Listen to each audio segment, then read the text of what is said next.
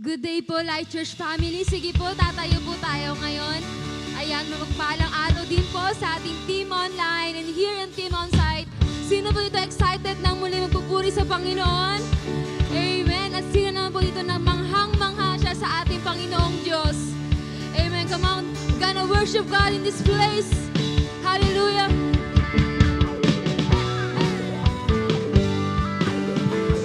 Salamat, Panginoon.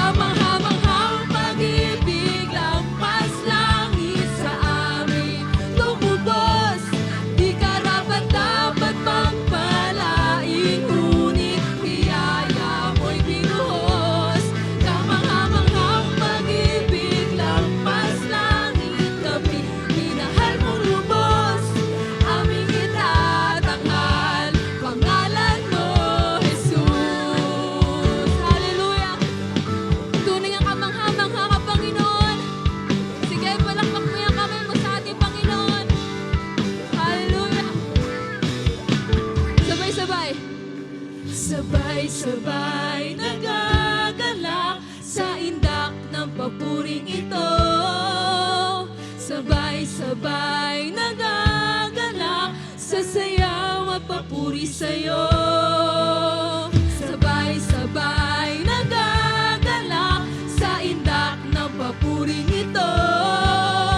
Sabay-sabay nagagalak sa sayaw at papuri sa'yo. Sabay-sabay nagagalak sa indak ng papuring ito.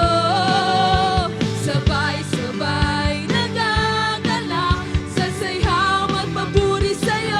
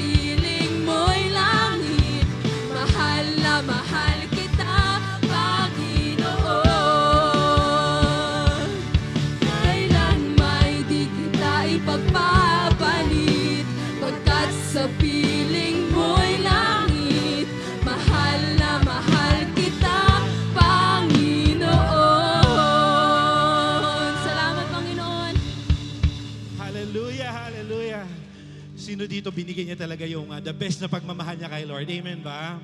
Amen. And siyempre pa, naramdaman din natin yung tunay na pagmamahal ng ating Panginoon sa atin right now. Kaya naman, this time, hindi pa natatapos dyan yung best worship na pwede mong ibigay. Okay? Huwag mo intindihin yung katabi mo saan ka ba naroon ngayon, whether you're online at nandito ka on-site, ayan, damhin mo ang presensya ni Lord kasi mahal ka niya. Okay? And ngayon yung best time para ibigay mo sa Kanya yung mga bit-bit mo ngayon. Huwag mo intindihin yung katabi mo. Hindi nagkataon kung bakit nandito ka kasi nandito ka para i-worship siya. Ibigay mo yung best na worship na deserve ng ating Panginoon. Come on. Kaya awitan mo siya, papurihan mo siya sa sarili mong himig, awitan mo Panginoon.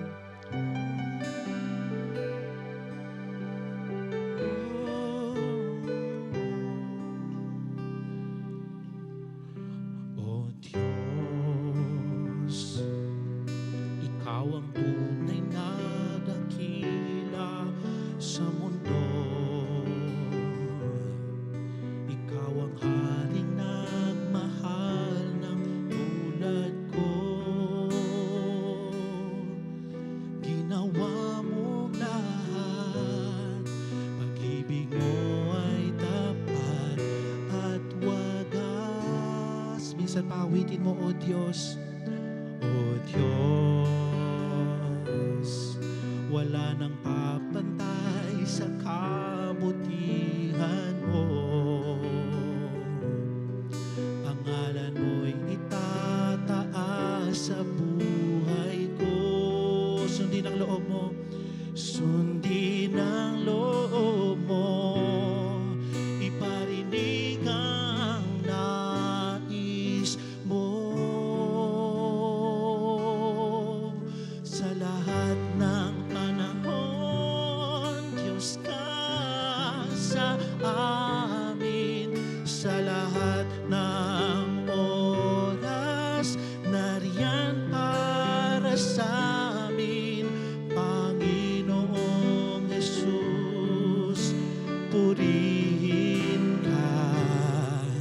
Dakilain ka sa buhay ko. Aming Ama. Oh, aming Ama. Minsan pawitin mo, O Diyos. O Diyos, wala nang papantay sa kabutihan mo. Ang ngalan mo'y itataas sa buhay ko. Sundin ang loob mo, iparinig ang nais mo. Sa lahat ng panahon, sa lahat ng panahon, Diyos ka sa amin. Sa lahat ng oras, nariyan para sa amin. Panginoong Jesus, purihin ka. Dakilain ka sa buhay ko. Di nagbabago, Diyos ka sa amin. Tanging sandigan, ganyan para sa amin. Panginoong Jesus, maghari ka, magliwanag ka sa buhay ko. Aming Ama. Aming Ama. Magliwanag ka, O Diyos. Ikaw ang buhay. Come on, church. Minsan pa, awitin mo sa lahat ng panahon. Come on, you sing. Sa lahat ng panahon, Diyos ka sa amin. Sa lahat ng oras,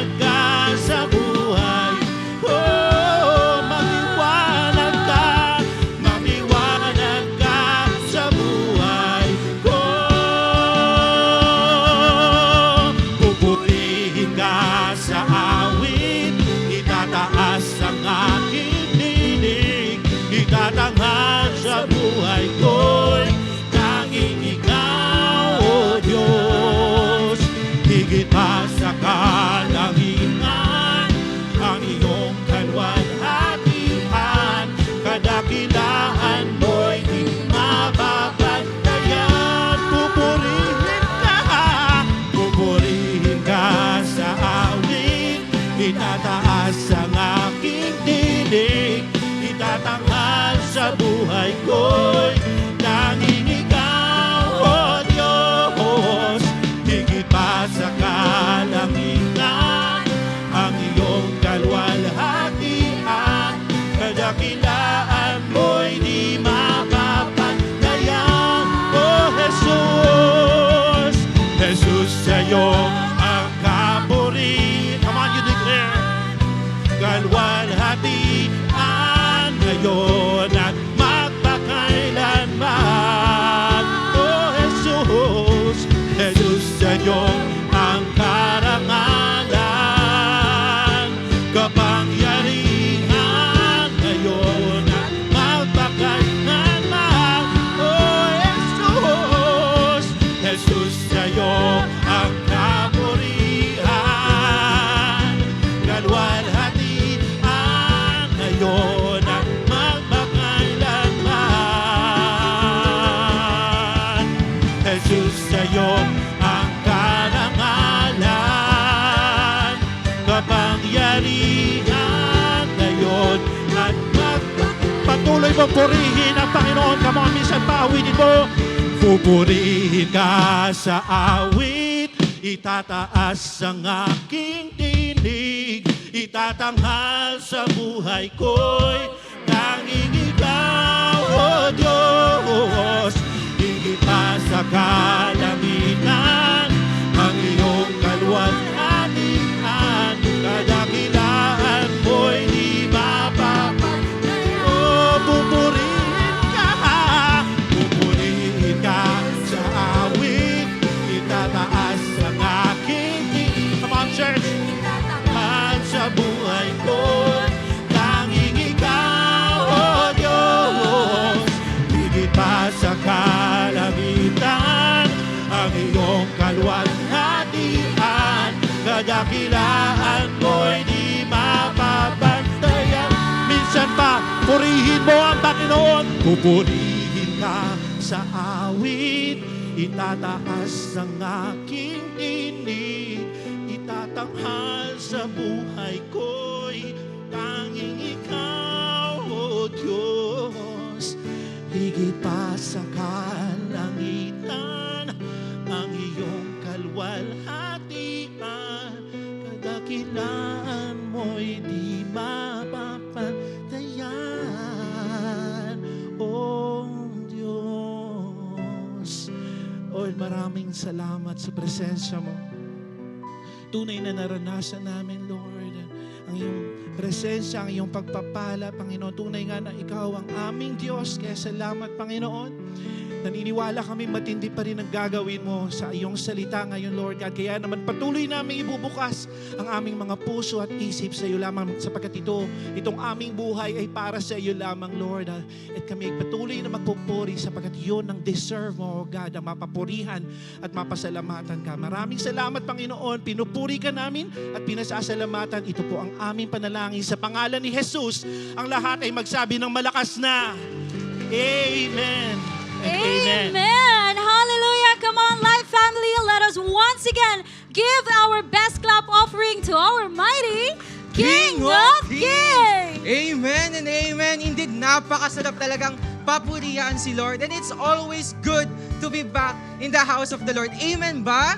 Amen. Tama ka dyan, partner. Kaya naman, Life family, mapa-team online or team on-site ka man ngayong linggo, isang masigla at mapagpalang araw po sa bawat isa. Amen. And speaking of masigla, partner, no, pwede ba nating team on-site, no, pwede ba nating kawayan at sabay-sabay batiin ng Happy Sunday ang team online in 3, 2, 1, Happy Sunday! Ayan! And also sa lahat ng kasama natin team on-site, huwag din nating kalimutang batiin at kawayan ng ating nagagandahan at nagwagwapuhang mga katabi. Kaya naman, Happy Sunday sa iyo, partner. Amen. No, once again, Blessed Sunday po sa ating lahat. I am Coach Wally. I am Coach Shanley. Ano man ang iyong pangalan, Ano man ang iyong estado sa buhay, lagi nating tatandaang kay Kristo, Tiyak ang kaligtasan. Ayan, isa pa nga pong the best na palakpak para sa ating the best na Diyos.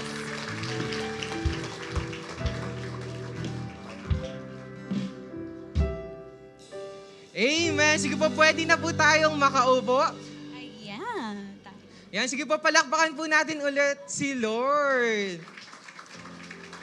Ayan, alam kong excited na tayo, kaya naman let's proceed to our Light News! First up, we have our Light Retreat preparation. Ayan, palakpakan po natin Amen. si Lord. Amen. This will be happening on October 14, Saturday, 7 p.m. dito po mismo sa ating simbahan. And syempre, kaya meron tayong Light Retreat preparation kasi meron tayong pinaghahandaang Light Retreat Batch 42. Ayan, sige po, palakpakan po natin ulit si Amen. Lord. Ayan, mangyayari po yan this coming October 20, Friday, 6 p.m. to 9 p.m. And October 21, Saturday po yan, 8 a.m. to 9 p.m. Mangyayari po yan dito po sa ating Light Church Hall. Amen. Thank you so much, partner. And that's a wrap for our Light News. Now, we are down to our giving time. Sino dito excited na siyang magbalik at magbigay sa Panginoon? Amen. Amen. Kaya naman po, let us all learn something new about giving from one of our coaches.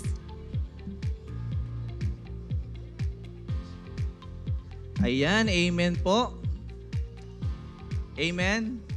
Amen. So, blessed Sunday, Light Church family. Ayan. So, sino rito worship pa lang, blessed na blessed na? And sino po rito kapag alam ng giving, mas lalong excited na? Amen. So, I believe lahat po tayo dito kapag narinig na po yung giving, talagang handang-handa na. So, tipong nasa bahay pa lang, prepared na po. Amen po ba? So let me read the passage on Genesis 14:18 to 20. So sabi sa Pinoy version, dinalhan naman siya ng tinapay at alak ni Melchizedek na nanghari ng Salem. So priest din siya ng pinakamataas na Diyos, biniles siya ni Abram at sinabi, i-bless si Abram ng pinakamataas na Diyos na nag-create ng langit at lupa. So purihin ang pinakamataas na Diyos na nagpanalo sa iyo laban sa kaaway mo. So tapos binigyan ni Abram si Melchizedek ng 10% ng lahat ng ari-arian na nakuha niya. So ito yung after mapanalo ni Abram ang lahat sa pagkabihag ni Lot mula sa Kedorlaomer at iba pang mga hari. At kanilang sinamsam ang lahat ng kanilang mga ari-arian. So natuwa si Melchizedek sa katagumpayan ng Diyos sa laban ni Abraham. Kaya binigyan siya nito ng tinapay at alak bilang blessing na nanggaling sa Diyos.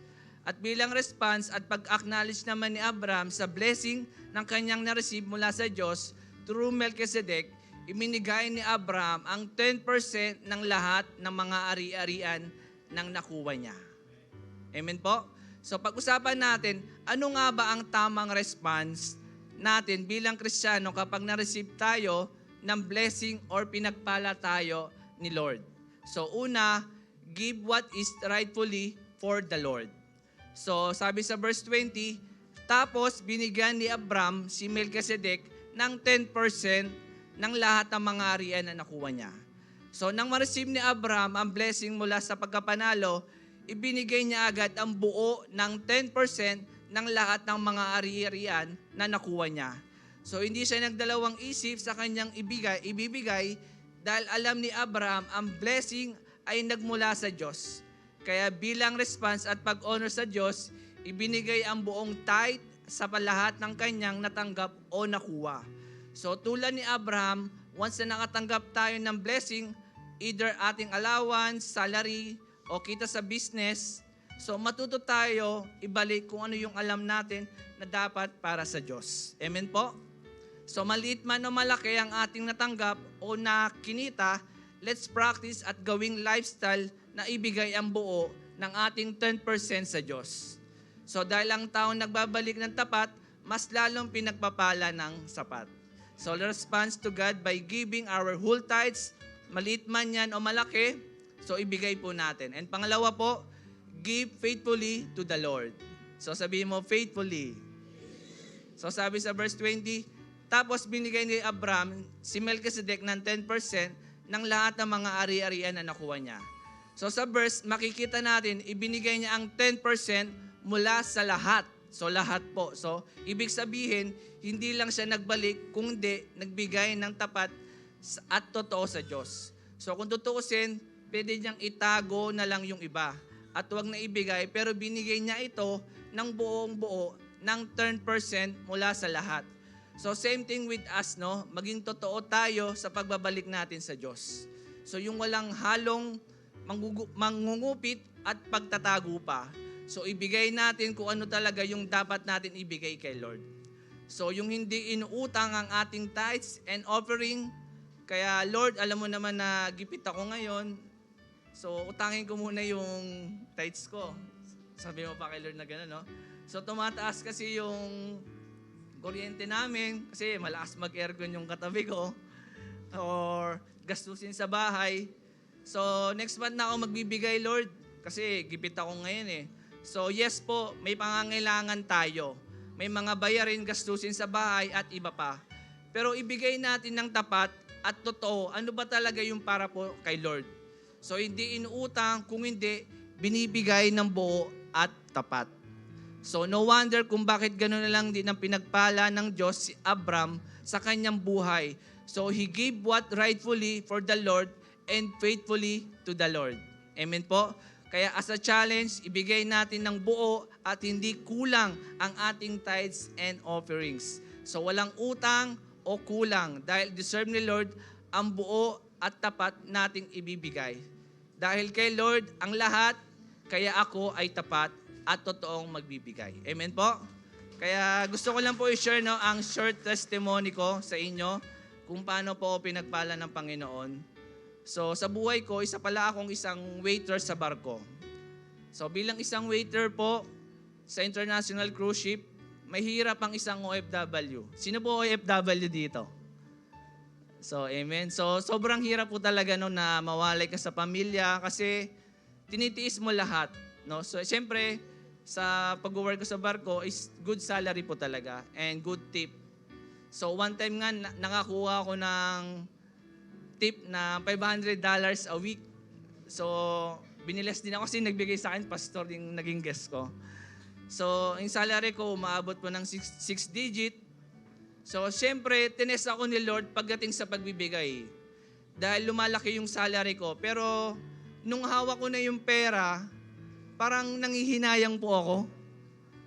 Dahil medyo malaki yung ibabalik ko kay Lord. Pero iba talaga yung conviction sa akin ni Lord eh. Kasi minsan napapanaginipan ko pa yung conviction sa akin ni Lord.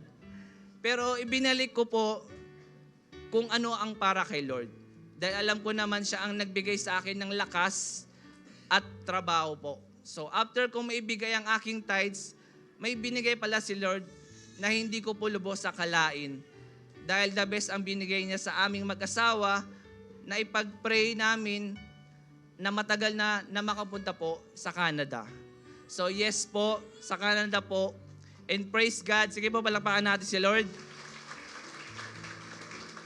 Amen. And praise God, nakakuha kami ng visa free. And this coming Saturday na po yung flight namin. Thank you po. Glory to God. And last physical Sunday na po namin to na mag-asawa. So, all glory and praise be to God po. So, grabe po magpala si Lord once na maging tapat sa Kanya.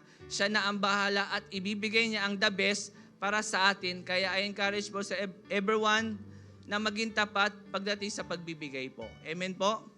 Kaya, church, this may challenge, magbigay po tayo ng tapat at totoo sa Diyos. So, hindi inuutang, hindi kulang, kung hindi buo at may saya sa ating puso. And see kung paano rin magtatapatan ni Lord ang ating katapatan at pagiging totoo sa ating pagbibigay. Kaya as we prepare our tithes and offering po and pledges, can we all stand? Sige po. Habang piniprepare po ng ating mga tithes and offering, sige po, let's pray po. Pigit po natin mata. Pwede natin itaas kung gusto natin itaas no, para iba po talaga, no? So, lagi po, let's pray. Lord, maraming salamat po, Panginoon, sa araw na ito ng aming pagbabalik. Alam ko, Lord, kahit maliit man ito, malaki, pero nakikita mo yung puso namin pagbibigay, Panginoon. Kasi, Lord, ang lahat ng ito ay nanggaling sa iyo, yung lakas, kagalingan, katalinuhan. Kaya, Lord, nagpapasalamat ako sa opportunity na ito na makapagbalik kami sa iyo, Panginoon. Talagang maraming salamat, Panginoon, sa lahat ng mga pinagkakaloob nyo. Kaya, Lord, ikaw lang po yung pinupuri namin, sinasama sa aming buhay. In Jesus' name, amen. So, Light Family, let's give with a cheerful heart. Amen. Amen, no? Sige po, no? Palakpakan po natin si Lord habang nagbibigay. Thank you, Coach Eman, for the word that you have shared to us and for giving our tithes and offering po para sa ating mga online viewers. We can send it through bank account, GCash number, or directly here at church. Kaya naman, Life Family, let us all give and give back with a cheerful and generous heart. Alright. Ayan, let us proceed sa ating mga Team Online. Ayan, for our first-time viewers, Team Online, if this is your first time watching us online, pwede po ba naming malaman kung saan kayo nanonood right now? Kindly type your location sa ating comment section so that let us know kung gaano nakalawak ang ating online community. And if this is your first time worshiping with us online, kindly type the word connect sa ating comment section. And please do know that you are part of our extended family and we would love to have the opportunity to connect with you. Amen. Tama ka dyan, partner. No? And for our first-time visitors po on-site, pwede po ba tayong tumayo? Amen. Ayan, palakpakan naman natin si Lord sa buhay nila. Reminder lamang po na ang lahat po ng first-timers po on-site, pwede po ba tayong magstay mamaya after ng celebration? Saglit lamang po yan kasi po kakausapin po kayo ng aming consolidation team. Again po, wag po muna tayo aalis agad-agad. Ayan, so Life Family, sa lahat ng ating first-timers and visitors, mapa-Team Online or Team Onsite ka man, again, welcome po sa ating family. Amen. Amen. And now, just for a quick activity lamang po, pwede po ba nating ilabas ang ating mga cellphones and devices? Sige, lalabas natin yan. Alright, salamat po sa mga naglabas na ng kanilang mga cellphones. Dahil dyan, sabay-sabay po natin itong isa-silent mode. Ayan, ginagawa po natin ito so that ma-avoid natin ng distractions at tuloy-tuloy tayo sa pakikinig ng Word of God later on. Ayan, tama ka dyan, partner. No? At alam kong yung mga kapatid natin sa Lord ay talagang sumunod at naging obedient. Thank no? you so much. So ngayon pong silent na po ang ating gadgets. Let's prepare po our Bible, pens, and notebooks po talagang mag-take note tayo sa bibigay na lesson ni Lord today. Actually, partner, you are right with that. Kasi according to studies, mas matagal ang retention natin kapag nagte-take down notes tayo. Kaya gawin po natin to as a habit. And now that I see a lot of smiley faces in the crowd, I know that you guys are now ready and excited. Kaya naman, let us all prepare our hearts and our minds because to deliver the Word of God, let us all welcome Pastora Dorothy Joyce Magbuhos. Hello po.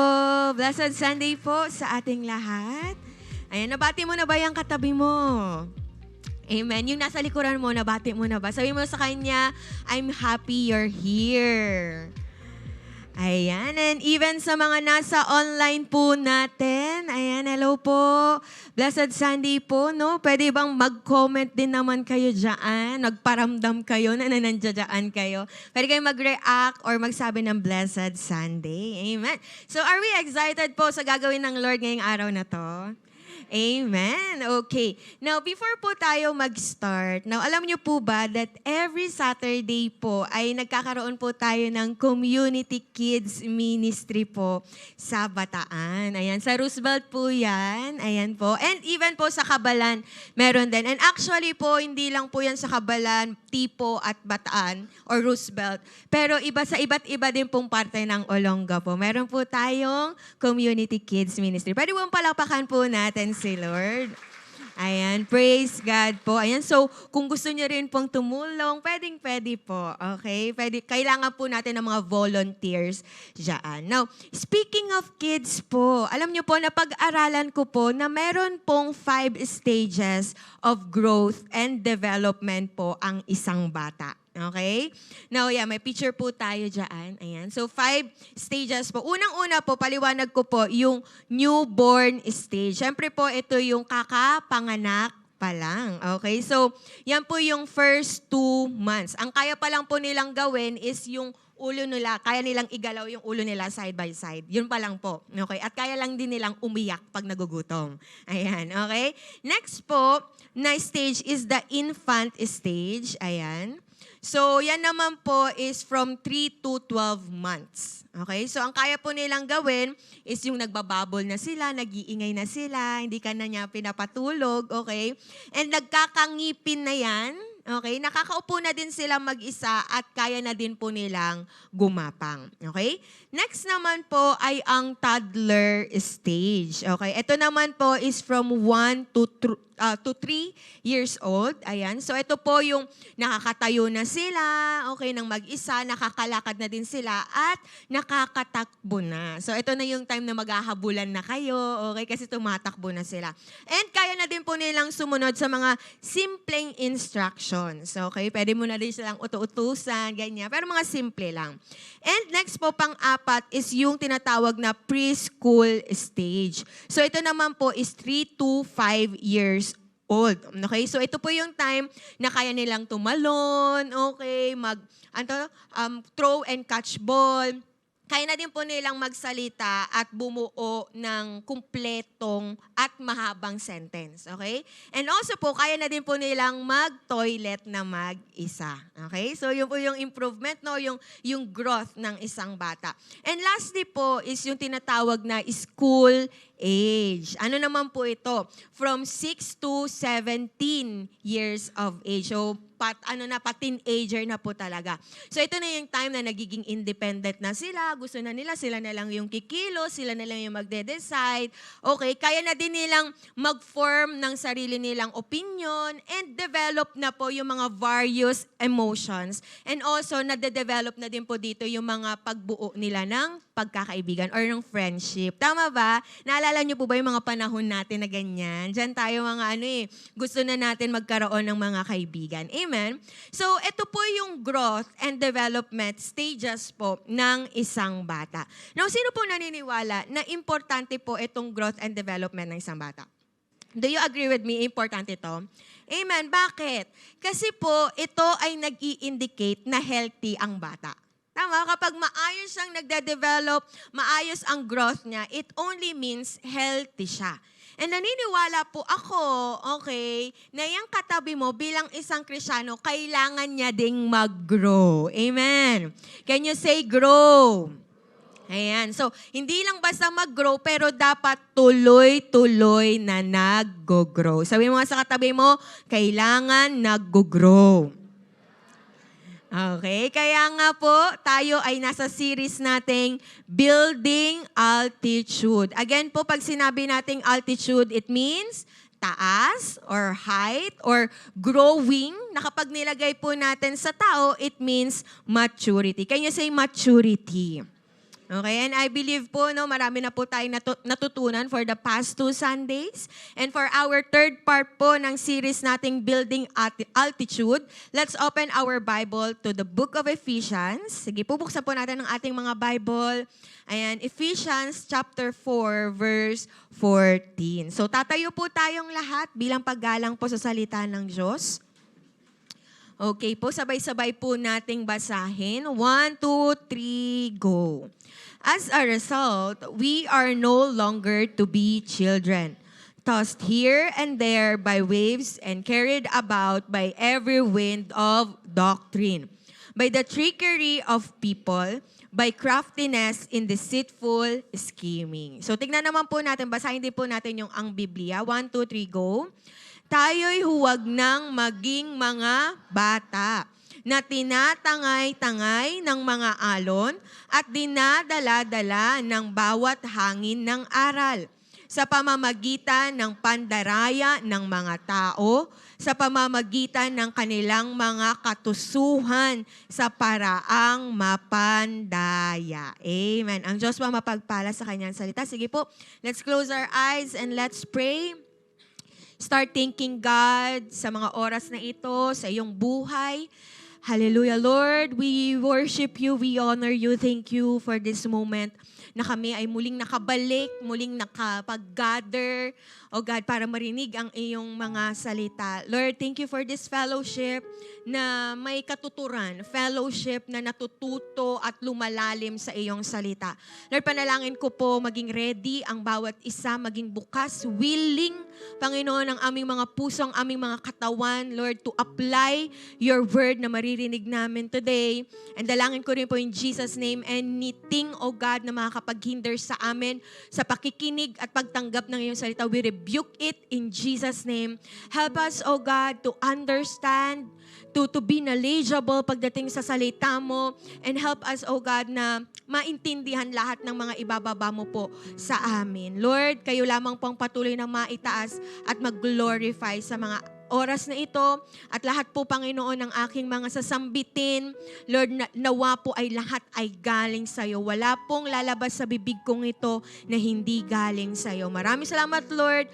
Gamitin mo lamang po ako bilang iyong tagapagsalita. We love you, we praise you in Jesus' name. Amen, amen. Sige po, makakaupo na po ang lahat. Amen. Okay po.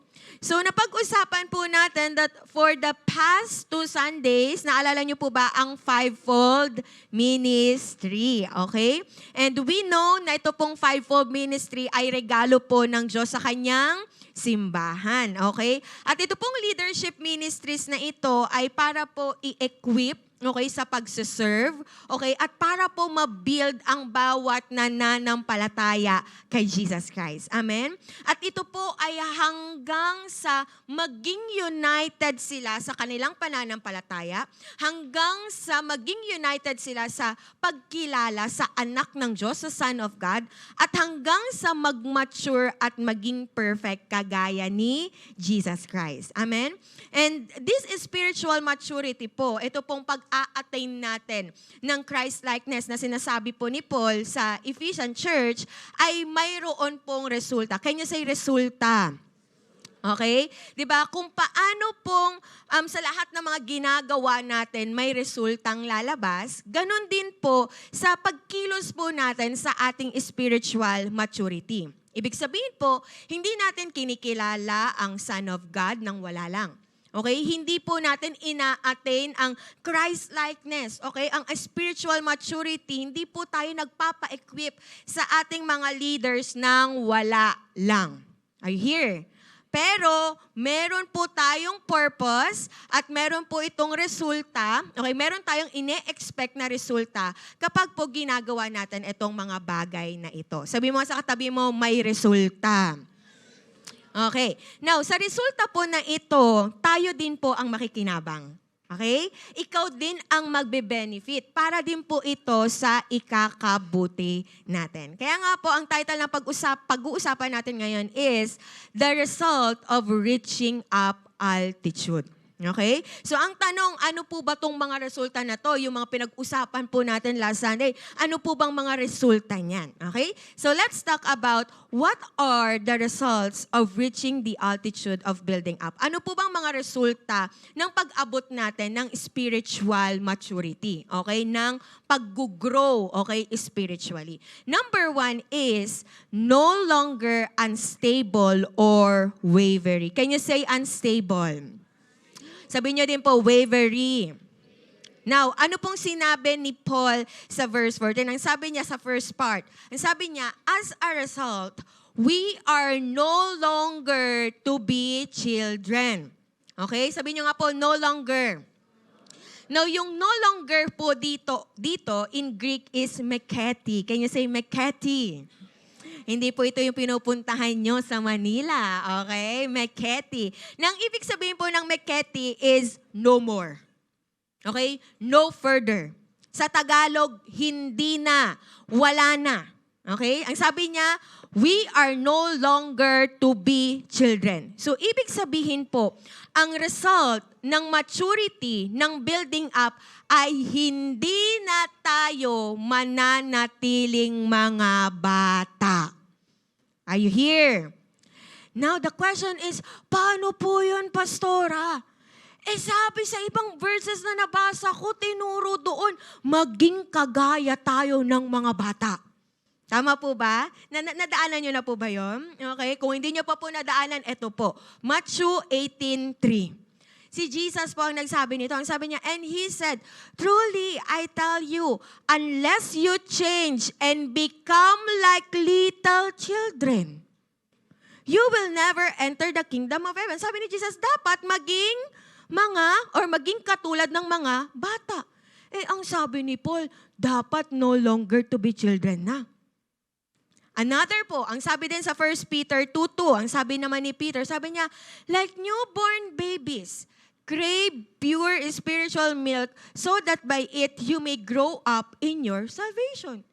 Sinabi din ni Peter na dapat, katulad ng mga baby, di ba, maging katulad tayo ng mga baby.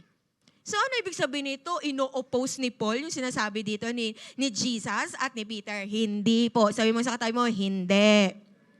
Now, para po maintindihan natin, kung ano ba yung tinutukoy ni Paul dito na no longer children, tignan po natin ang salitang children sa verse 14. Now, children here in Greek is nepios. Can you say nepios? Ito yung kakakape ng katabi mo, ninepios na siya.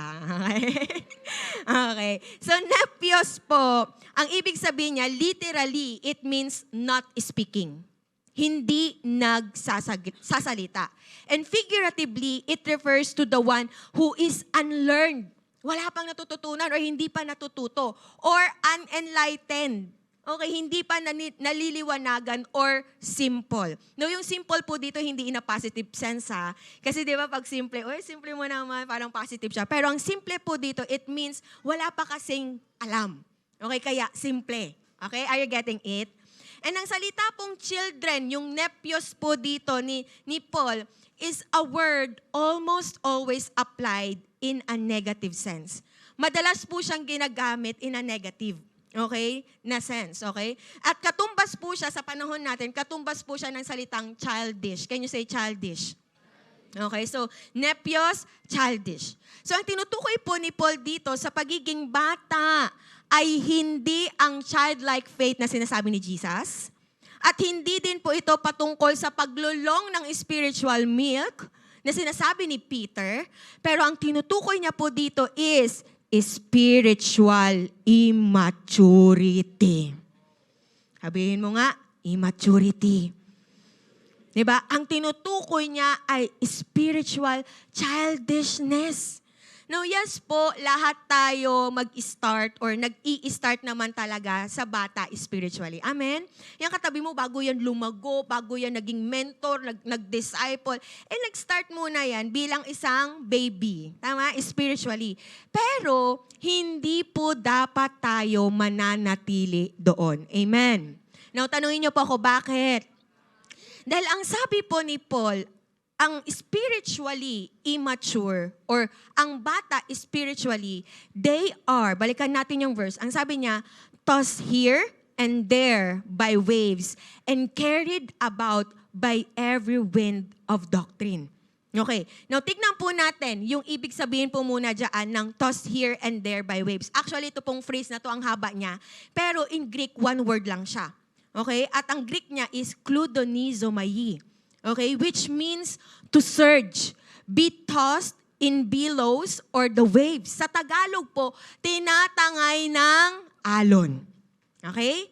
At alam niyo po ba, metaphorically, it means to be agitated mentally. Balisa sila. Okay, sa kanilang isipan. Ibig sabihin, disturbed sila, confused sila, hindi nila alam kung saan sila, kaya ang bilis nilang matangay ng alon. Are you getting it? Okay, yun yung ibig sabihin ng kludonizomai. Now, ang carried about naman, ang sabi niya kasi, tossed here and there by waves and carried about. Ang carried about po here in Greek is peripheро. Okay? Which literally means to carry about from one place to another. From here to there. Okay? Sa Tagalog po, dinadala mula sa isang lugar papunta sa ibang lugar. So ang sabi, ano daw po yung nagdadala? Wind. Okay, hangin. So ang sabi, dinadala sila ng bawat hangin. Madali po silang nadadala kung saan umihip ang hangin. Now, para po maintindihan natin, ganito po yung picture niya. Ang picture is parang unstable na bangka sa gitna ng karagatan during what? Bumabagyo. Habang bumabagyo. Okay, isipin niyo yun. Tama po ba pag bumabagyo, malakas ang alon? Di ba kung saan-saan ang alon? Tama po ba pag bumabagyo, malakas ang hangin? Amen. So isipin mo yung bangka na sa gitna ng karagatan habang bumabagyo, na what? Tinatangay ng alon at dinadala ng hangin kung saan-saan. That's the picture. And listen, ganito po ang isang Kristiyanong spiritually immature pa din. I hear, can I say, oh.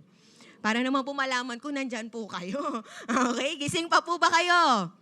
Amen. Okay, pwede po kayong mag-amen, okay? Or mag-react man lang dyan, okay? Now, ganito po ang isang Kristiyanong spiritually immature. Nanatili na lang sa infancy, spiritually. Ang sabi, "Thus here and there by waves and carried about by every wind of doctrine." Sabi niyo nga po, doctrine. Ano daw yung waves na nagtumatangay at ano daw yung wind na dumadala? Doctrine. Buti sana kung tamang doctrine. Kaso mali. So, etong mga baby Christian na natiling, alam mo yon, infant, na natiling immature spiritually, wala po silang stability. They are easily moved ng mga waves and winds ng mga maling katuruan. Kristyanong unstable regarding sa mga spiritual matters. Sila po yung mga tipong pabago-bago ng isip at pabago-bago ng pinaniniwalaan depende sa kung anong uso. Uy, mukhang uso to. Sige, dyan ako. Di ba? Ay, mukhang naiba na yung uso. Dito naman ako sa paniniwala na to. Alam mo yun, nakadepende sa kung saan madaming naniniwala. Doon sila, di ba? Sino dito, dati ang thinking natin, kapag kung saan mas madami, yun ang tama. Di ba? Kung saan ang mas madami, yun ang totoo. Tama ba? And ang spiritually baby or spiritually immature, ganun sila. Okay, kung saan yung madami, dun din ang paniniwalaan. Sa kung saan ang masaya, dun din sila. It means wala silang iisang direksyon. Kung saan-saang direksyon sila or kung saan-saang teaching sila nadadala. In short, they are doctrinally unstable. Huwag mo na tignan yung katabi mo. Okay? They have no fixed views and principle. Wala silang fixed na pinaniniwalaan. Kahit saan pwede sila. Okay, wala talaga silang pinangahawakan na katotohanan. Alam mo yun, church ng church, life group ng life group, uma-attend nga, pero hindi sila settled sa pinaniniwalaan nilang katuruan. Kaya anong consequence? Anong resulta? Ang resulta, kahit ano tuloy aral, kahit ano tuloy opinion, kahit ano tuloy katuruan, pinaniniwalaan nila. Are you here? They are easily influenced. Alam mo yun, kasi nga bata di ba? Di ba pag bata, laging naniniwala, ang bilis maniwala. Amen. Bakit? Bata. Kasi bata. Sabi mo sa katabi mo, kasi bata. Amen. Spiritually immature. Okay? At alam niyo po ba, again, ganito po ang katangian ng isang bata. Tama ba? Madali silang madala. Madali silang maniwala sa kahit anong ituro mo sa kanila. Amen. Diba bakit? Hindi pa kasi sila ganun kaalam sa mundo. Hindi pa sila ganun kaalam sa buhay. Kaya kahit ano pinaniniwalaan nila. So children are inclined to believe every teaching they hear. Basta mukhang maganda, basta mukhang totoo, paniniwalaan nila. Tama ba? Tama po ba? Minsan naman, lahat naman tayo naging bata, di ba? Yung kapag bata, sabihin mo lang na kapag sumusunod sa kanya yung buwan, di ba, pag nakatingin sa kanya. Tingnan mo yung katabi mo, hanggang ngayon pinaniniwalaan niya pa rin yun. Uy, sumusunod sa akin yung buwan. Tama ba? Pag bata, naniniwala pa sa ganun. What else? Di ba? Kapag nagkasugat yung bata, di ba? Paggamot mo yan, kung di mo yung ipapagamot, may lalabas na trend dyan. Tama ngayon, iiyak naman yung bata kasi paniwala siya may lalabas na trend sa sugat niya. Tama? And what else? Di ba? Ano yun yung sa bata? Di ba? Pag sinabi mo lang, kapag nakalunok siya ng butong pakwan, hala, tutubo yan sa tiyan mo. And naniniwala naman sila. Tama po ba? Bakit? Bakit? Kasi bata. Sabi mo sa katabi mo, bata kasi. And I wanna tell you po, ang isang Kristiyano na ganito pa din, listen, yung lahat pinaniniwalaan, sila po ang madalas na napapahamak at naliligaw. Bakit? Wala silang pinaniniwalaan, wala silang settled. Diba? Na pinaniniwalaan, wala silang pinangahawakan na katotohanan. Hindi sila founded, hindi sila firm sa katotohanan na pinanghahawakan kaya kung saan-saan sila nadadala. At alam niyo po ang nakakalungkot. Kasi spiritually, baby naman. Ibig sabihin, nakakilala na tong mga to. Ang nakakalungkot lang, nasa tamang katotohanan na sila. Kaso dahil nagstay na lang sila sa pagiging baby, naligaw pa at nadala pa sa maling katuruan. Are you here? That is why kailangan ng spiritual maturity. Kailangan niyang katabi mo, nag-grow. Sabi mo nga ulit sa katabi mo, dapat kasi nagmamature tayo. Amen? Dapat nasa proseso tayo ng pagmamatured spiritually. Bakit? Dahil kapag spiritually matured ka, alam mo ang katotohanan na pinanghahawakan mo at firm ka doon. Hindi ka basta-basta madadala, hindi ka basta-basta matatangay ng mga maling katuroan. Amen? So, taas po ang kamay ng mga ayaw matangay at madala ng mga maling katuruan. Sige, taas mo kamay mo. Kung ayaw mo, yan. Alam niyo po, spiritual maturity is the key. Bakit? Kasi ang mga spiritually mature lang ang hindi natatangay. Okay? Mga spiritually mature lang ang hindi nadadala ng maling katuruan. Amen? Sabi mo sa katabi mo, partner, maging mature na tayo. Amen. Palakpakan po natin si Lord. Amen. Another po, pangalawa, what are the results of reaching the altitude of building up? Number 2, no longer deceived or tricked. Amen. Now, another resulta po ng spiritual maturity ay hindi ka na basta-basta malilinlang. Hindi ka na basta-basta maloloko. Okay? Kasi hindi ka na bata. Hindi ka na natiling bata.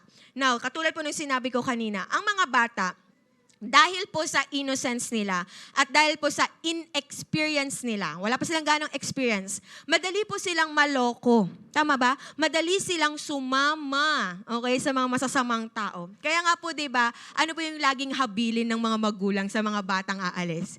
Oh, wag kang kakausap ng mga strangers, ha, 'di ba? Wag kang kakausap ng hindi mo kilala. Wag kang sasama sa hindi mo kilala. Bakit? Kasi ang bata, hindi pa nila alam ang difference kung sino ba yung masama at kung sino yung manloloko at kung sino yung hindi masama at hindi manloloko. Tama ba? Bigyan lang sila ng candy. Tama ba? Ngitian lang sila. Di ba? Tingin na nila, ay, mabuting tao to, sasama na ako. Di ba? Maniniwala na ako. Tama ba? Pangakuan mo lang yan na magja-Jollibee tayo. Tama ba? Maniniwala na agad yan. Amen. Tama po ba? Bakit? Kasi nga, bata. Pero ang isang matured na tao, hindi na po yan agad-agad madideceive. Amen. Okay. Kaya nga po, ang sabi ni Paul, balikan lang natin yung verse 14. Ang sabi niya, as a result, we are no longer to be children, tossed here and there by waves and carried about by by every wind of doctrine, by the trickery of people, by craftiness in deceitful scheming. No, kanina po, sa number 1 natin, it's all about wrong teachings, wrong doctrines, okay, nadadala, natatangay ng mga maling katuruan.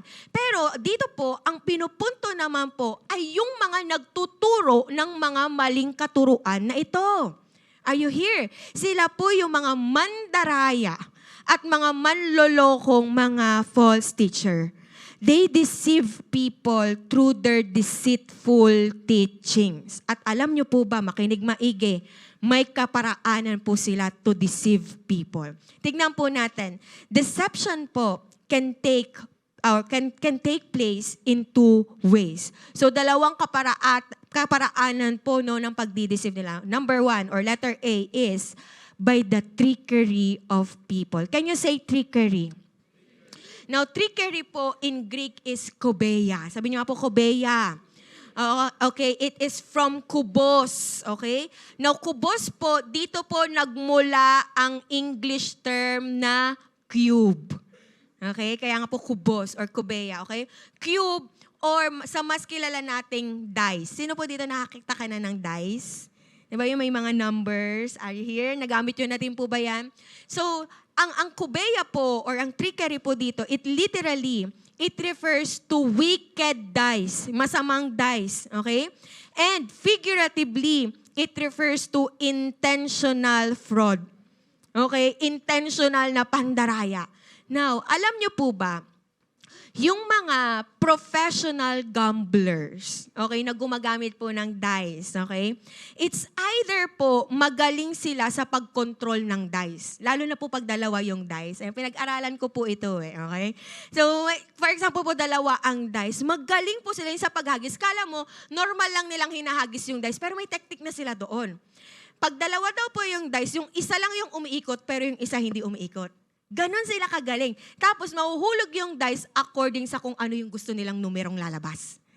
Mga professional gamblers. At hindi lang po yun. Another po na technique nila is, meron silang another set ng dice na ginagamit. Na kapag binato nila yun, matik na yung number na gusto nila, yun na yung lalabas. Okay? May another set sila ng dice. Para saan? To manipulate yung laro and to manipulate yung taong kalaro. Are you here? Para sila yung manalo. Okay, now, sa context po dito, these are the people na magaling mag-twist ng salita ng Diyos. According po sa gusto nilang sabihin para malinlang or maloko nila ang tao. Sila po yung mga smooth talker. Di ba? Yung mga magagaling magsalita, magagaling mag-persuade. Kaya po madami silang naluloko at marami silang nai-influence. And once po na ang isang believer ay hindi firm, hindi stable sa katotohanan ng kanyang pinanghahawakan, sila po ang target. Sila po ang prey, bibiktimahin ng mga mandarayang ito at sila po ay madaling maloloko. Are you here? Okay, so yan po ang unang kaparaanan, by the trickery of people. Another po, paano pa sila mang-deceive? By the craftiness in deceitful scheming. Now, yung craftiness po dyan in Greek is panorgia, which literally means all working or capable of all work. Okay, kaya nila lahat. Okay, now in the New Testament po, no, meron din siyang negative meaning or nagko-convey siya ng negative idea. Okay? It means nag-i-involve siya ng cunning, cleverness, craftiness, or trickery.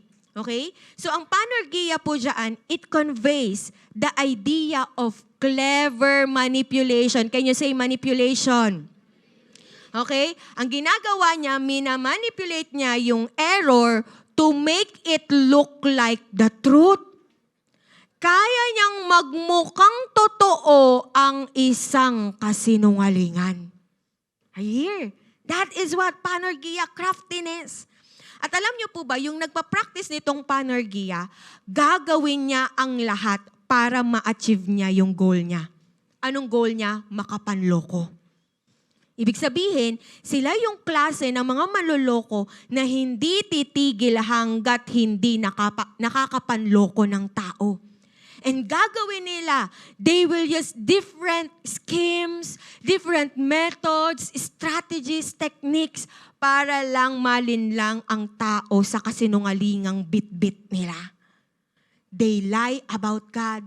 They lie about the Bible. They lie about afterlife. They lie about sex. Are you here? They lie about church. So may mga baon silang evil plans na mukhang maganda, mukhang mabuti, pero sa totoo lang, kasinungalingan at dadalhin ka pala sa kapahamakan. Are you here? Ganto po kagagaling ang nagkalat na mga manloloko at mandaraya pagdating sa salita ng Diyos. And kapatid, makinig maigi, kapag hindi ka founded sa katotohanan, madideceive ka ng mga ito. Bakit? Magagaling. Are you here? Magagaling silang mag-deceive. Kaya nga po, may mga pumapasok sa kulto na minsan magtataka ka. Iisipin mo, pag nakita mo yung mga pinaniniwalaan ng mga kulto na yun, mag-iisip ka, paano sila naniwala doon? Paanong ang napakaraming tao, libo-libong tao naniniwala sa paniniwalang yon? Bakit? Magaling sa strategies. May technique. Magaling mang-deceive. Are you here? At kapag ikaw, kasi bata, wala. Ay, sige po, dyan po ako. Ay, sige po, dyan po ako. Wala ka. Susunod-sunod ka lang sa kanila kahit mali na mga katuruan nila. That is why, sabi mo sa katabi mo, partner, dapat spiritually matured ka.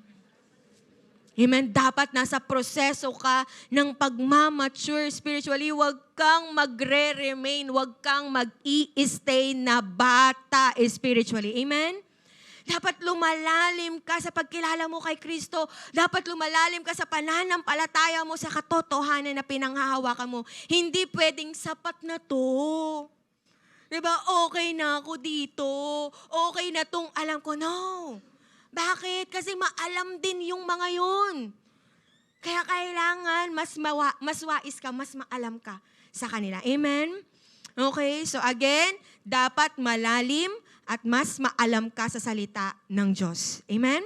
So hindi pwedeng mababaw lang. Sabi mo sa katabi mo, hindi pwedeng mababaw lang tayo sa katotohanan. Amen? Dapat lumalalim tayo. Amen? Now, bakit ulit natin to gagawin? Kasi ang daming deceiver. Okay? Ang daming nagkalat na deceiver at ang dami nilang tinuturong maling katuruan. Now, meron lang po ako ibibigay. Okay? How to recognize false teachers. Paano ba natin mare-recognize, 'di ba? Para naman di nadadala lagi yung katabi mo, 'di ba? So paano natin mare-recognize etong mga false teachers na to or yung mga false teachings na tinuturo nila? Number 1 is, does the teaching come from God? What I mean is it according to the revealed word of God?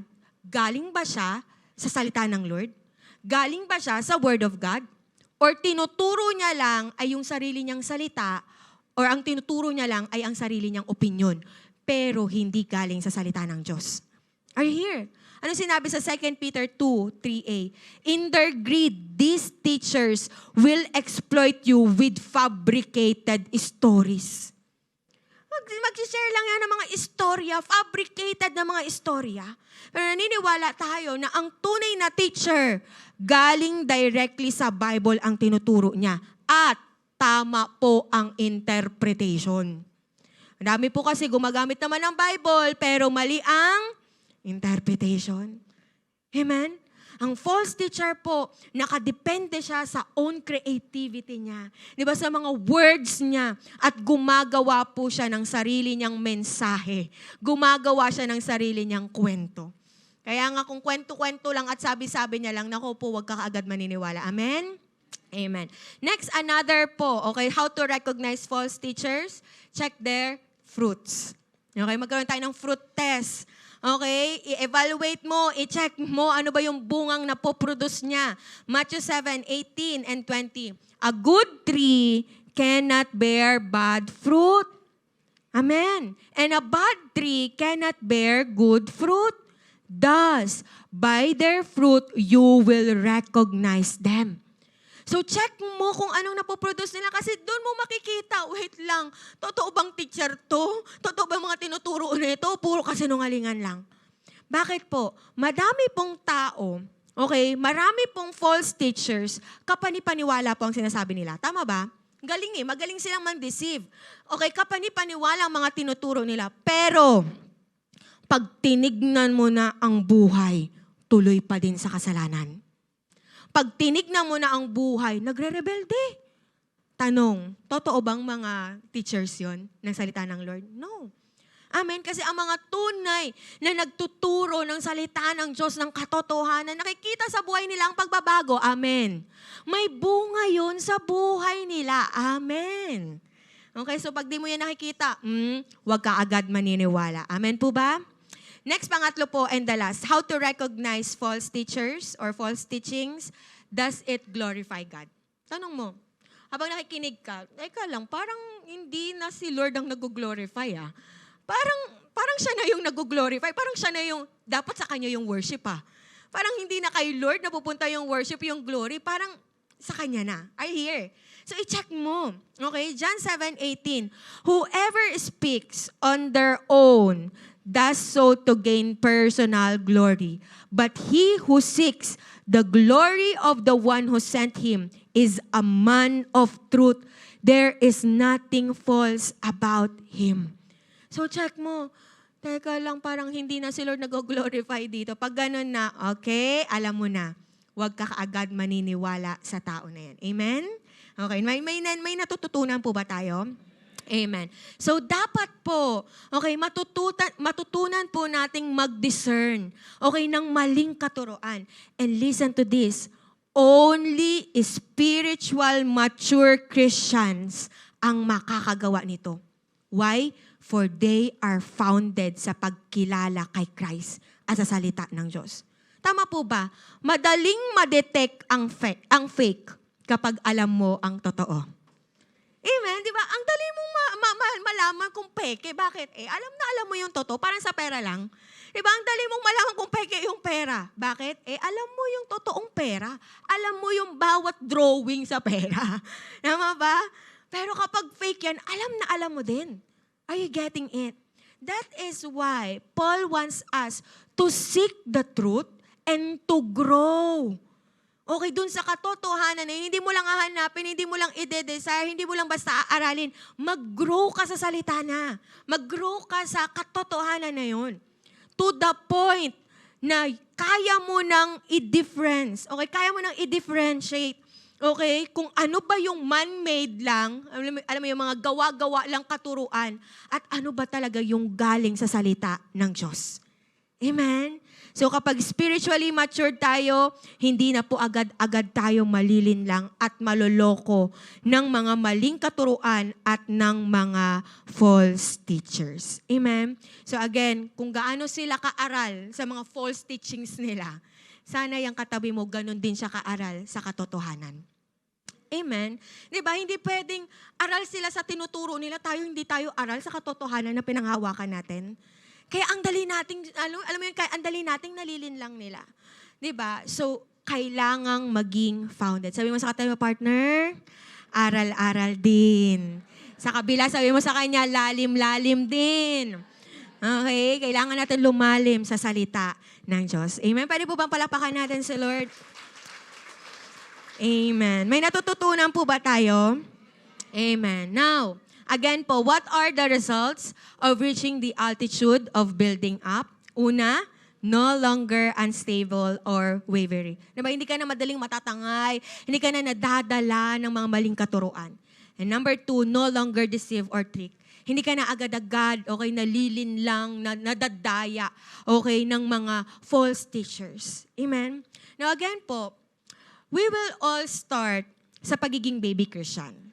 Lahat naman tayo nag-a-agree dyan. And yun talaga, okay, ang ating proseso. Di ba? Bago ka lumago, magiging baby Christian ka muna. Doon ka mag-start.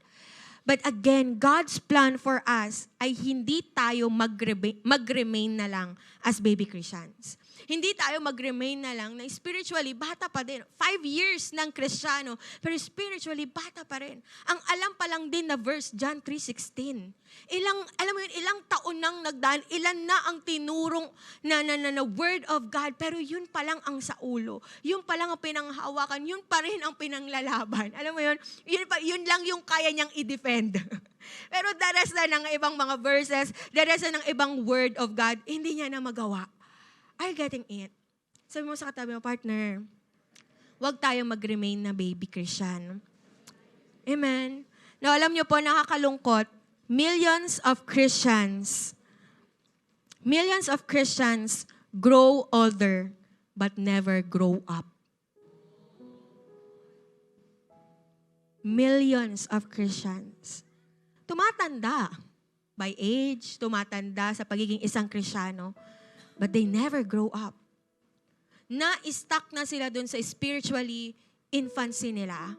Minahal na nila masyado yung pagiging baby Christians nila. Yung pagiging, alam mo yun, spiritually infant nila.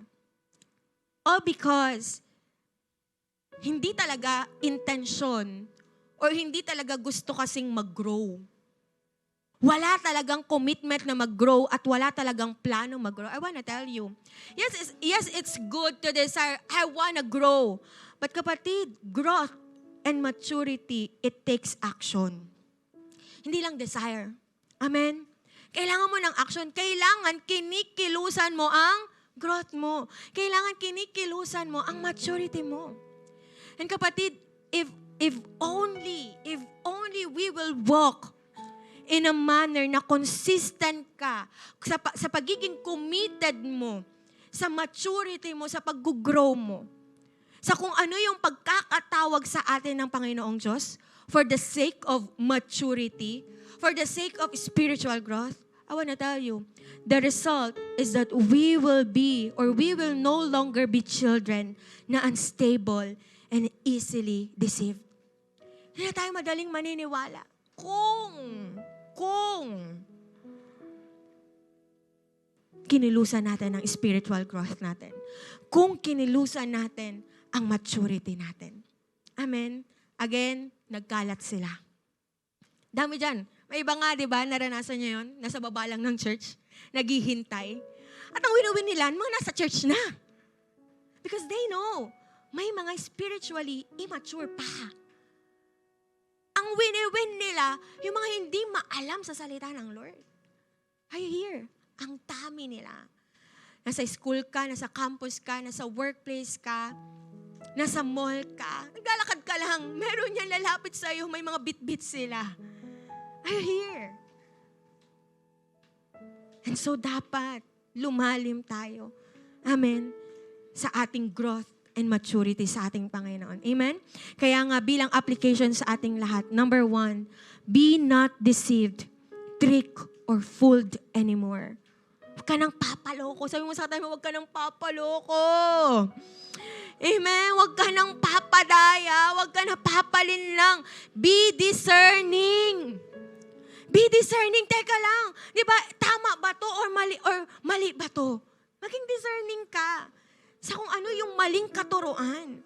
Kapatid, hindi lahat ng mukhang totoo ay totoo na. Amen? Hindi porket madaming naniniwala, doon ka na din maniniwala. Hindi porket mukhang maamo, di ba, papakinggan at paniniwalaan mo na. Tandaan, maraming nagbabalat kayong tupa, pero mga mababangis na wolves pala. Nag-aantay lang, di ba, nang makakain nila. Watch out and be alert sa ganitong klaseng mga tao, sa ganitong mga klaseng katuruan. Kapatid, again, nagkalat sila. Kaya huwag kang papaloko, huwag kang papadaya. Kung tinuturo nila sa inyo or nila sa atin, nilalayo ka kay Jesus, alam mo na. Amen. Ang katotohanan, hindi ka ilalayo kay Jesus, pero ilalapit ka kay Jesus. Pero kung yung tinuturo nila, nilalayo ka kay Jesus, at sa kanila ka nilalapit, alam mo yun, sa sarili ka nila nilalapit, teka lang. Hindi ako maniniwala dyan. Kung tinuturo nila against sa salita ng Lord, alam mo na, matalino ka na doon pagdating sa ganun. Kung ang tinuturo nila, nililid ka sa kasalanan, nililid ka sa pagre-rebelde kay Lord at sa mga authorities mo, aba, mag-isip-isip ka. Hindi yan galing kay Lord. Huwag kang magpapalin lang. Amen? Kahit saan po, no, may mga ibabato sa ating mga teachings, mga maling paniniwala, may mga makakasalamuha ka na nagtuturo ng mga false doctrines or wrong doctrines. Ano ba, Natalio po, nagkalat din sila sa social media. Are you here? Kalat sila sa social media. At kapag hindi ka maalam, I wanna tell you, baka isa ka sa mag-heart at mag-share pa nung post nila. Are you here? Are you getting the point? But this time, alam mo yung minamature tayo ng Lord, ginugrow tayo ng Lord, this time, huwag ka nang magpaloko. Huwag ka nang magpadaya pa. Amen? At sana, isa ka sa mga nagko-correct din sa mga maling katuruan nila. Amen? Hindi na ikaw na, alam mo yung tanggap na lang ng tanggap ng mga paniniwala na sinishare nila na mali naman. Pero ikaw na yung nagko-correct sa mga katuruan nilang baluktot at mali. Amen? Now, paano natin to gagawin? Number 2, application. Be founded by the truth and live with it. Kapatid, babalik at babalik tayo dito. Tama ba? Baka naririndi na yung tahinga mo. Paulit-ulit na, be founded, be grounded. Di ba, balik sa katotohanan? Kasi yun talaga.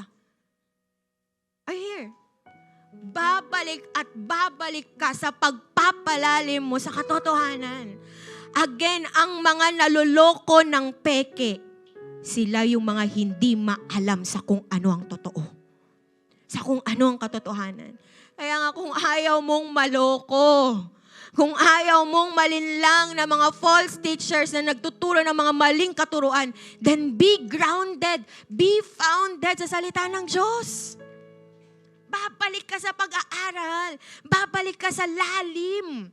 Di ba, ng pag-aaral ng salita ng Lord, hindi, sabihin natin, nagde-devotion ka palagi, pero devotion mo, alam mo yun, ang babaw pa din. Palalimin mo naman, sabi mo sa katabi mo, partner, laliman natin. Tandaan mo to, when people fail to become founded upon the Word, sila ang matatangay ng waves and wind ng mga maling katuruan ng mga false teachers. Sila yung mga nadaraya ng mga false teachers. Again, ang enemy, okay, may mga scheme yan. Ang mga false teachers, may mga schemes yan, may mga methods sila na nakahanda para dayain ng mga immature Christians. Pero hindi nadadaya ang may alam at founded sa katotohanan. Amen? That is why this is the time na hindi na ikaw yung nadadala sa maling katuruan. Hindi na dapat ikaw yung lagi na lang naniniwala sa kasinungalingan. Dapat ikaw na yung nagdadala sa katotohanan. Amen. And this is what you call maturity. Yung kaya mo nang tayuan at hindi mo lang kayang tayuan. Yung katotohanan, kaya mo na ding dalihin sila sa katotohanan. Kapatid, we're done sa mga baby Christian days natin. Na lahat ay pinaniniwalaan, na lahat ay tinatanggap natin. Dahil mababaw tayo sa katotohanan, tapos na tayo doon. Sabi mo sa sarili mo, tapos na ako doon. Tapos na tayo doon. Pakalalim na tayo sa katuruan mismo ng Diyos at isa pamuhay natin ito mismo. And kapatid, this is why it's very important na meron tayong mentor. It's very important na meron kang leader na nagli-lead sa'yo spiritually. Bakit? Dahil ang mentor or ang leaders natin ang mag-e-equip sa atin saan? Sa tamang katuruan. Amen. If we have shepherds, if we have evangelists, teachers, na nag-e-equip sa atin, then ang dapat nating gawin, maging responsible tayo na magpa-equip sa kanila. Amen? Kasi sila ang magtuturo sa atin ng dapat nating pinanghahawakan na katotohanan. Balik na tayo sa pagpapadisciple natin sa ating mga mentors. Amen? Sa mga huminto na sa discipleship, di ba? Na natili na lang silang hanggang dyan na lang. Kapatid, ito na yung time. Balik ka sa discipleship process. Balik ka sa mentor mo na, "Hay tay, gusto ko nang magpa-disciple ulit. Kasi ayoko nang manatili sa pagiging baby spiritually. Kasi ayoko nang manatili sa spiritual immaturity ko. I wanna grow. I wanna mature. Balik ka. Balik ka sa leader mo, balik ka sa mentor mo, balik ka sa light group. Amen. Kasi doon natin tinuturo ang katuruan ng tamang katotohanan, ang katuruan ng Diyos. Amen. Sino dito may babalik? Amen, may babalikan tayo na discipleship process, na light group na mentor natin. Amen. Palakpakan natin ang Lord. Amen. It's time. Let's grow. Let's grow together. Amen. Habang nag-grow tayo individually, kung lahat tayo nag-grow individually, spiritually, I wanna tell you, we are what? Growing together. Kasi lahat tayo committed in growing spiritually. Amen. So, I believe po, may natutunan tayo ngayong araw na to. Tama po ba? Amen. And this time as we close our eyes, sige, pikit po natin ang ating mga mata. I believe na ang bawat isa sa atin dito ay kinakausap ng Panginoon na anuman ang status natin sa ating Christian journey, I don't know kung nasaan ka na, ilang taon ka na bilang isang Kristiyano. But kapatid, this is the time God is putting sa ating mga puso ngayon yung desire na mag-grow pa, yung desire na lumalim pa sa Kanya. At iwanan na wag nang mag-remain, wag nang mag-stay sa spiritual infancy, sa spiritual immaturity. Kapatid, I know marami dito sinasabi mo, I want spiritual growth, pero hindi siya natatapos lang sa desire. You need to act. Kailangan mong kilusan. Kailangan mong mag-initiate. Kasi handa naman na ang Lord eh. Handa na siya. Pinobite niya na yung mga leaders. Pinobite niya na yung mga mentors natin para i-equip tayo. Ikaw na lang ang hinihintay. Your decision and your action ang hinihintay. This is the time. Desire and decide to act sa spiritual maturity mo. Sa spiritual growth mo. This is for all of us. Mapamatagal na tayong Kristiyano, mapa-leaders na tayo. Kapatid, lahat ito para sa atin. Bago kang Kristiyano, para sa'yo to. Yes, baby, may baby Christian pa dito. Sinasabi mo, bago pa lang ko. Well, praise God, kasi naririnig mo na to.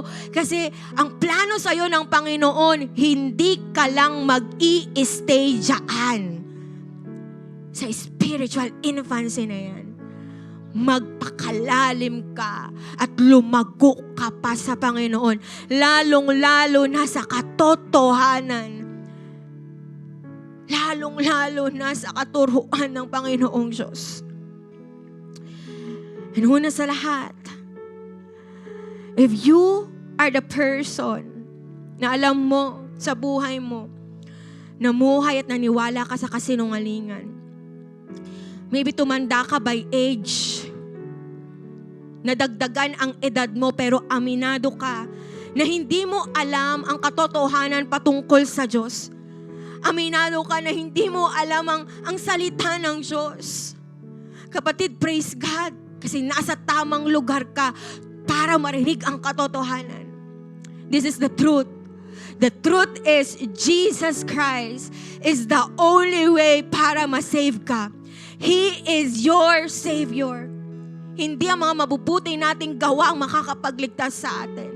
Pero ang pananampalataya mo sa Panginoong Jesus at ang pagtanggap mo sa Kanya bilang Diyos at tagapagligtas ng buhay mo ang magse-save sa'yo. Yan ang katotohanan. And if yan ang desire mo ngayon, pwede ba sa mga oras na to, buksan mo ang iyong puso at sundan mo ako sa panalangin na ito. Sabihin mo ngayon, Panginoong Jesus, ako po ay nagpapakumbaba, lumalapit sa'yo.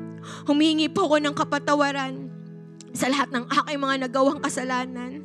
Sa mga panahong namuhay ako sa kasinungalingan.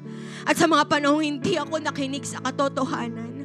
Pero sa mga oras na ito, na nalalaman ko ang katotohanan at nagdedesire ako na lumalim sa katotohanan, naniniwala po ako, O Diyos, na ang Panginoong Jesus ay namatay, muling nabuhay, umakyat sa langit, at muling babalik para sa aking kaligtasan. Jesus Christ, binubuksan ko ang aking puso. Tinatanggap kita bilang aking Diyos at tagapagligtas. Manguna ka, O Diyos, sa aking buhay. And ikaw, na Kristyano na, pero alam mo sa sarili mo, nag-stake ka sa pagiging bata spiritually. And you're desiring right now to grow. You're deciding right now to grow. Kapatid, this is your time to commit. Be committed kay Lord sa spiritual growth mo na yan. This is not just your commitment sa tao. Hindi mo to commitment sa akin. Hindi mo to commitment sa kung sino-sino. Commitment mo to sa Panginoon. Kaya kikilusan mo. Kaya seseryosohin mo. And if you are that person, Lord, I'm desiring to grow and I'm deciding to act sa maturity ko spiritually. Kung yan ang desire ng puso mo ngayon at commitment mo ngayon, pwede bang tumayo ka? At itaas mo ang iyong dalawang kamay and worship the Lord. Sing this to God. Maging panalangin mo to. Lord, I want more. I want more. Ayokong mag-stay na lang dito sa kung nasaan man ako ngayon. I want to grow. I want to grow spiritually. I want to grow in my relationship with you. I want to grow sa katotohanan na pinanghahawakan ko. Come on, commit. Commit.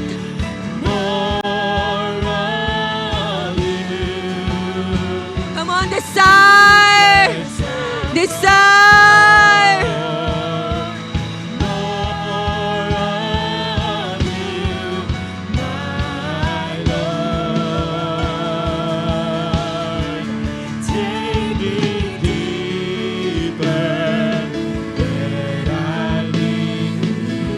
Yes, Lord. Oh, mature us, oh God. Oh, Yaraba.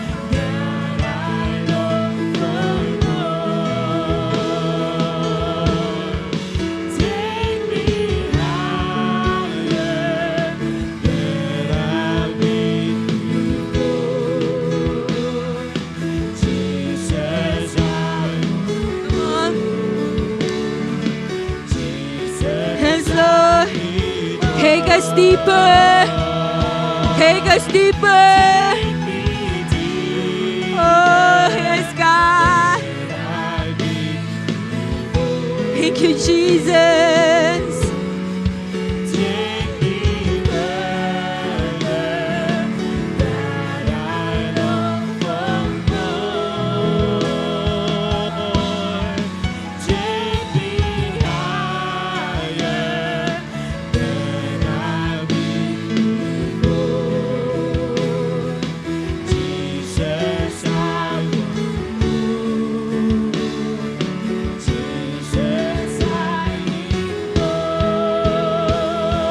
Come on, more of you.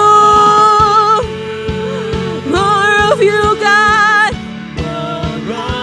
More of your word, Lord. Oh, more of you. More of your presence. More of your truth.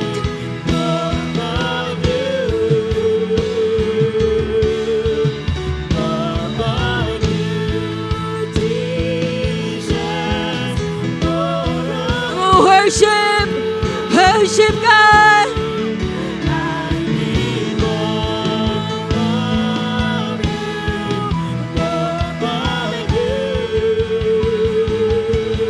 Come on. Maging ihak mo yan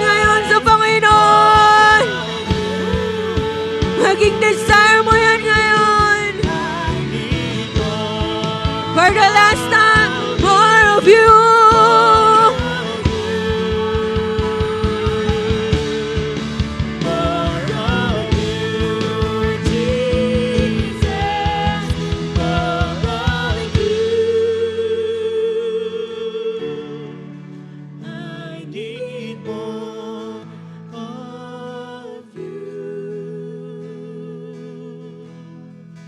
Take me deeper than I've been before. Take me further, God, I long for more. Take me higher than I've been before. Jesus, I want more. Jesus, I need more. Yes, God. Thank you, God. This is our commitment, our prayer, Lord. Maybe malayo na ang narating namin, pero malayo pa, Lord, ang aabutin namin. Malalim na kami, pero magpapalalim pa kami, Panginoon. Hindi kami titigil, O Diyos, sa growth at sa maturity namin spiritually. Thank you, Lord, for your word. Thank you for the correction sa aming lahat. And salamat, Panginoon, kasi nilalatag mo sa amin yung plano mo sa amin, that you want us to mature spiritually, that you want us to grow spiritually, at yun din po, Panginoon, ang gusto namin. At ngayon, commitment din po namin yon, at seryosohin namin yon. May gagawin kaming action, may gagawin kaming application. I don't know kung meron po sa amin na pupunta sa aming mga mentor, kakausapin na muli yung aming mga mentor, aming mga light group leader, babalik na muli sa discipleship process. Lord, babalik na ulit sa light group. Lord, lead us, guide us, because we want to grow and to glorify you sa aming mga buhay. Salamat, Panginoon. Thank you, Jesus. Thank you, Holy Spirit, and thank you, Father. And this time, pwede po bang buksan natin ang ating mga mata? Ayan, tingin po kayo sa akin. I believe po that every one of us, diba, lahat tayo gusto natin mag-grow spiritually. And I believe po this growth is not just for us. Amen. Marami pa po sa mga nasa labas, mga hindi pa nakakilala kay Lord. They need this maturity spiritually. They need to know God. That is why po, our goal, our purpose ng ating, alam nyo na po to, yung renovation po natin, di ba, yung expansion po natin, is for more people ang makakilala pa sa ating Panginoong Diyos. Amen. And I believe yan din ang gusto ng katabi mo, na maggamit pa itong simbahan na to para marami pa ang madisipulo at madami pang makakilala sa Kanya. And ayan po, may mga picture po tayo dyan. Okay, just an update lang po. Patuloy po tayo, or patuloy pa rin po natin. Okay, pinapagawa yung kabilang building po. Ayan, and still po, pwede po tayong tumulong. Okay, ang trabaho po dyan is every Monday hanggang Saturday po, 9 a.m. to 5 p.m. If we have, or kung free naman po tayo, wala naman po tayong ginagawa, wala tayong pasok, we can join and help ito pong mga taong nagtatrabaho po dyan. Kasi po ako naniniwala, mas maraming nagtatrabaho, mas mabilis na natatapos po ang gawain. Amen? And also po sa ating pong faith promise, ayan, actually po malaki-laki na din po ang nagagastos natin. And I believe po na kung meron pa po sa inyo na mga gusto pa, ayan, na kumuha ng mga faith promise, or sa mga wala pa po, hindi pa po nakakakuha ng kanilang mga faith promise, dito po sa harapan meron po tayo mga ushers. So iba-iba po yung amount dyan, may 500, 1,000, 153, K or 5K and 10,000 po. So, kung wala pa po tayo and you want to help, sa ating renovation, financially gusto nating tumulong at ito din ay gusto mong i-commit sa ating Panginoon, lapit lang po tayo sa harapan at kuha po tayo sa ating mga usher habang kinakanta po natin ang ating victory song. There's a reason to celebrate po. Hallelujah. Sige po, lapit na lang po tayo sa harapan at sa mga hahabol po na kanilang tayo sinoferi. May basket po tayo sa harapan. Come on, church, patuloy po tayo magpuri sa Panginoon.